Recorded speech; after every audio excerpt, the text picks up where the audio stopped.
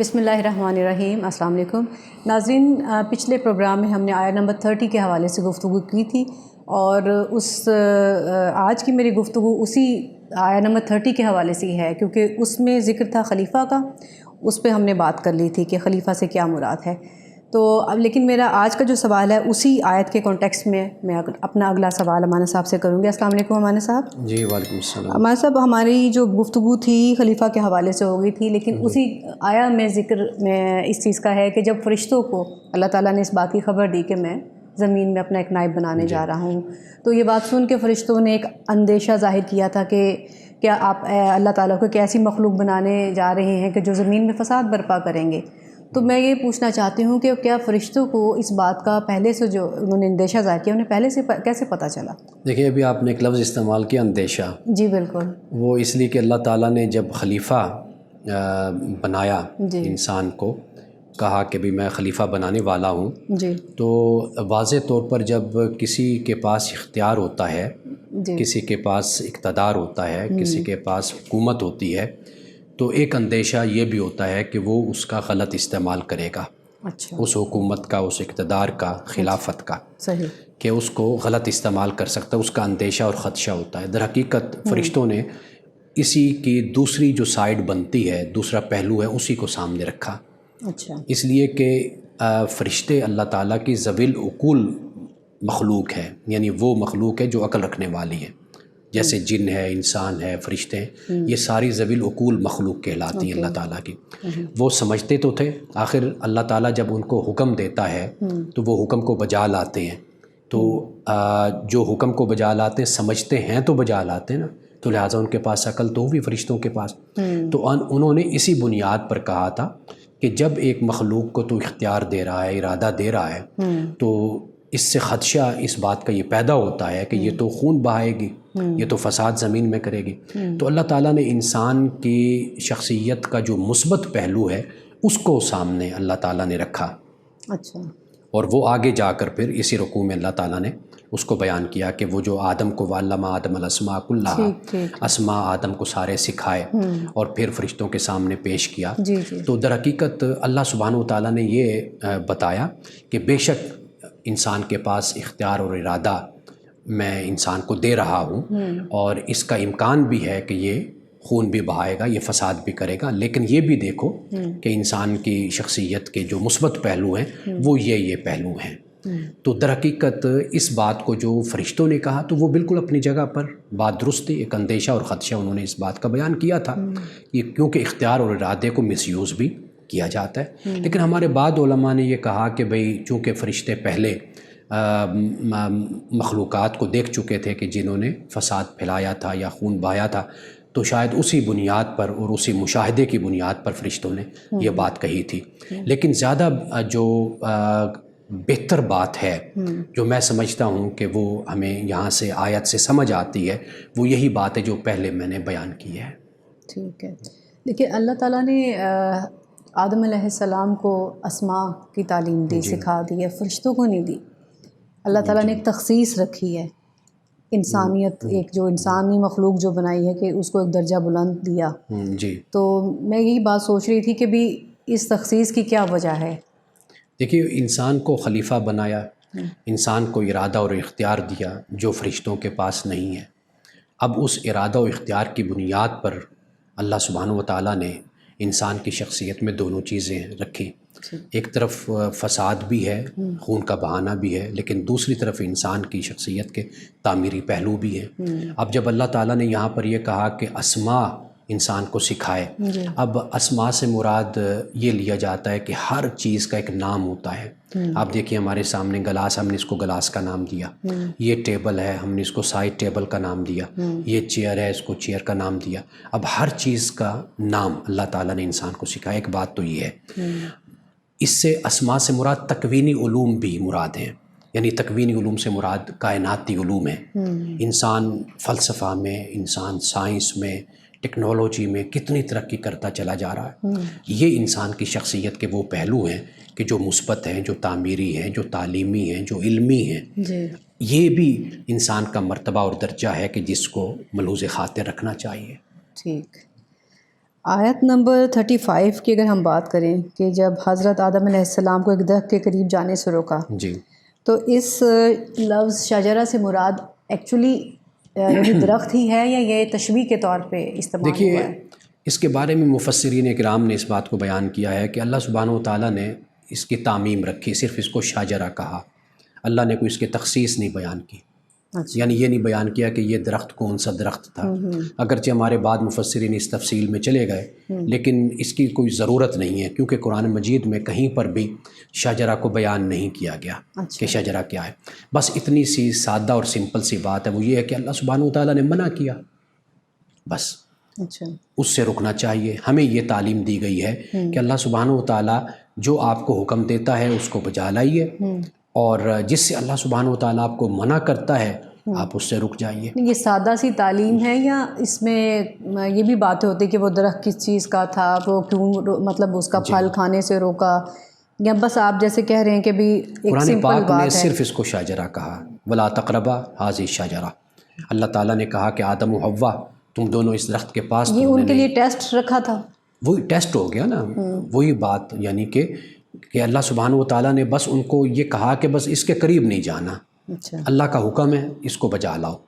یعنی ہمارے لیے اس میں یہ سبق موجود ہے کہ جس بات سے اللہ تعالیٰ نے منع کیا ہمیں اس سے رک جانا چاہیے، اور جس کے کرنے کا اللہ نے ہمیں حکم دیا ہمیں وہ بجا لانا چاہیے۔ یہ سمپل تعلیم ہے، یعنی اللہ سبحانہ و تعالیٰ نے آدم و حوا کو، درخت کوئی خاص کوئی ایسا نہیں تھا کہ جس سے ہم کہیں کہ کوئی آدم و حوا کو اس سے کوئی نقصان پہنچنا تھا، یا وہ خاص درخت تھا جو ان کے جسم اور روح کے لیے، خاص طور پہ جسم کے لیے اس کے مضر اثرات تھے، ایسی کوئی بات نہیں تھی۔ بس اللہ تعالیٰ نے منع کیا، مقصد یہ تھا کہ بس تم نے اس جگہ سے اور اس مقام سے تم نے اپنے آپ کو روکنا ہے، ٹھیک ہے، تو یہ مراد ہے۔ لیکن جب ہم قرآن پاک دیکھتے ہیں تو ایک تو قرآن پاک میں شجرہ ملعونہ کا ذکر بھی آتا ہے، یعنی وہ درخت کے جو جہنم میں ہوگا، اچھا، اور قرآن پاک نے بیان کیا کہ کفار کے لیے، مشرکین کے لیے یہ بھی ایک آزمائش تھی، یعنی فتنہ قرآن پاک نے اس کو قرار دیا کہ وہ کہتے تھے کہ بھئی یہ کیسا درخت ہے کہ درخت تو لکڑی کا ہوتا ہے اور وہ جہنم میں ہو اور اس کو آگ نہ جلائیں، تو یہ کیسا درخت ہے کہ جس کو آگ نہ جلائیں۔ ایک طرف تو اللہ پاک کہتا ہے کہ جہنم میں آگ ہوگی، دوسری طرف کہتا ہے کہ جہنم میں یہ درخت بھی ہوگا۔ اچھا، تو یہ یہاں پر قرآن پاک نے شجرہ ملعونہ بھی کہا۔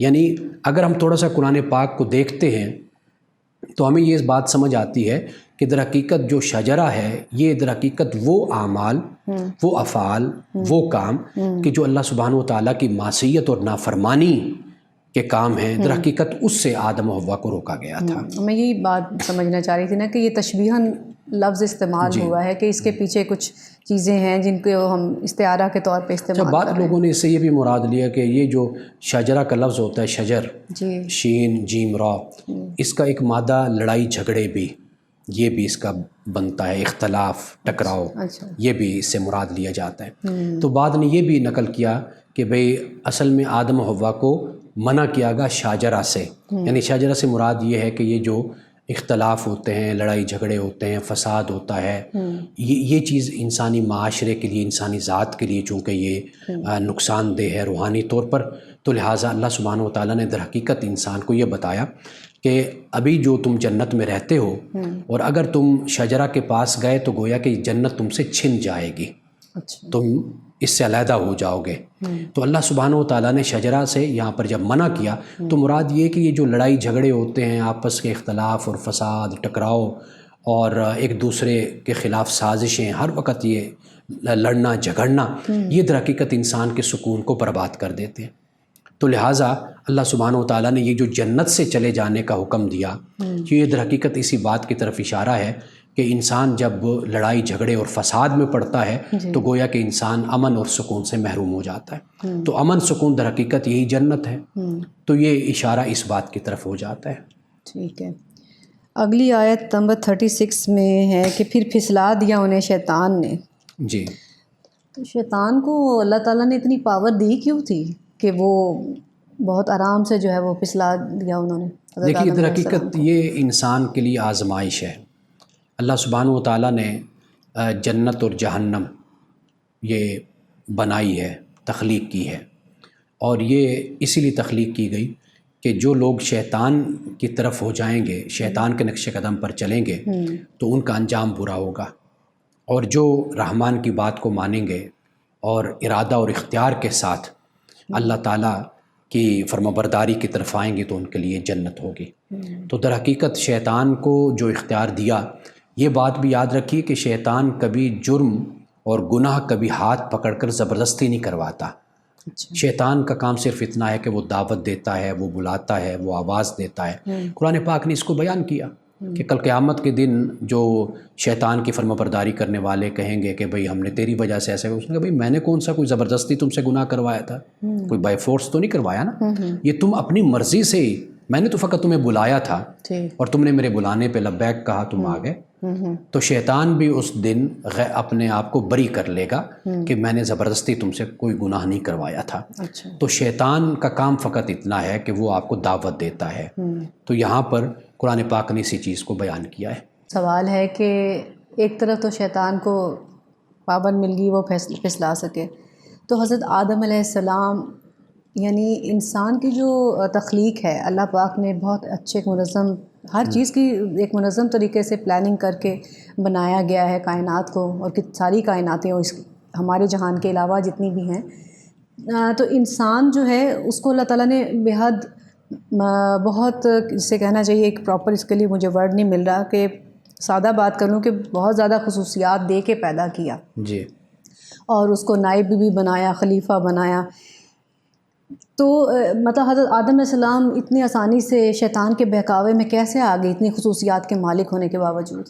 دیکھیے، ایک طرف شیطان ہے کہ جو گمراہی، کفر اور دلالت پر ڈٹا ہوا ہے، اب تک ڈٹا ہوا ہے۔ ایک طرف انسان ہے، آدم ہے، اس سے اگر غلطی ہوئی، خطا ہوئی تو وہ فوراً اس نے ندامت کا اظہار کیا اور رب کی طرف وہ پلٹ آیا۔ یہی فرق ہے آدم اور شیطان کا۔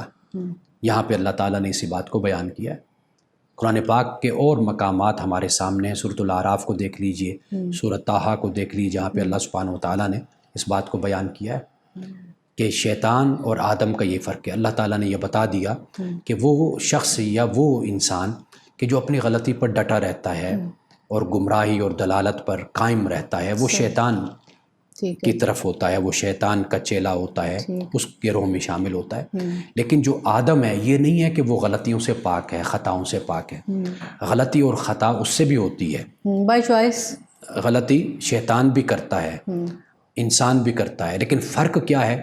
فرق یہ ہے کہ انسان آدم فوراً اپنے رب کی طرف پلٹ آتا ہے اور اللہ کی بارگاہ میں توبہ کرتا ہے، ندامت کا اظہار کرتا ہے۔ تو حضرت آدم علیہ السلام کے حوالے سے جب اس بات کو یہاں پر بیان کیا گیا تو در حقیقت اسی پہلو کو اجاگر کیا گیا۔ ہمارے لیے اس میں جو سبق اور تعلیم ہے وہ یہی ہے کہ اگر ہم سے کوئی خطا ہوتی ہے، کوئی غلطی ہوتی ہے، گناہ ہوتا ہے، تو ہمیں فوراً ندامت کا اظہار کرنا چاہیے اور فوری طور پر اپنے رب کی طرف آنا چاہیے۔ دیکھیے، انسان خطا سے پاک نہیں ہے، قرآن پاک نے اس بات کو وضاحت کے ساتھ بیان کیا ہے، لیکن انسان کا رویہ یہ ہے کہ وہ فوراً اپنے رب کی طرف آتا ہے۔ یہاں پہ در حقیقت اس بات کو واضح کیا گیا ہے۔ بہت بہت شکریہ ہمارے صاحب جی۔ آج ہماری گفتگو اسی سوال پہ ختم ہوتی ہے۔ انشاءاللہ سورۃ البقرہ کے حوالے سے باقی کے سوالوں کے ساتھ اگلے پروگرام میں حاضر ہوں گے۔